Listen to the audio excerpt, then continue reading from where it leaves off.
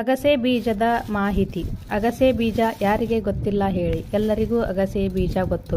ಇದರ ಮಹತ್ವ ತುಂಬ ಕಡಿಮೆಯನ್ನು ಉಪಯೋಗ ಮಾಡಿಕೊಳ್ಳುತ್ತಾರೆ. ನಾನು ಇದರ ಉಪಯೋಗ ಮಾಡಿಕೊಳ್ಳುತ್ತಾ ಇದ್ದರೆ ನನಗೆ ತುಂಬ ಒಳ್ಳೆಯ ರಿಸಲ್ಟ್ ಬಂದಿದೆ.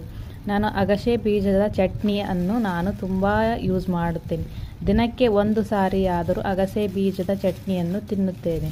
ಸ್ಕಿನ್ಗೆ ಮತ್ತು ಡಯಟ್ ಫುಡ್ ಮಾಡುವವರಿಗೆ ಇದು ತುಂಬ ಒಳ್ಳೆಯದು ಅಂತ ಹೇಳ್ತೀನಿ. ಆಮೇಲೆ ಇನ್ನೊಂದು ಏನು ಅಂದರೆ, ಕೂದಲಿಗೆ ತುಂಬ ಒಳ್ಳೆಯ ಪ್ರೋಟೀನನ್ನು ಕೊಡುತ್ತದೆ. ಇದನ್ನು ಅಗಸೆ ಬೀಜ ಕುದಿಸಿ ಅದರ ಜೆಲ್ ಹೇರಿಗೆ ಅಪ್ಲೈ ಮಾಡ್ಕೊಳ್ಳೋದ್ರಿಂದ ತುಂಬ ಹೇರಳವಾಗಿ ಕೂದಲು ಉದ್ದ ಬರಲು ಸಹಾಯ ಮಾಡುತ್ತದೆ. ಅಗಸೆ ಬೀಜಕ್ಕೆ ನಾವು ಯಾವತ್ತೂ ಚಿರಋಣಿಯಾಗಿರಬೇಕು. ಅಷ್ಟು ದೇಹಕ್ಕೆ ಒಳ್ಳೆಯ ಪ್ರೋಟೀನನ್ನು ಕೊಡುತ್ತದೆ. ನೀವು ಉಪಯೋಗ ಮಾಡಿಕೊಳ್ಳಿ.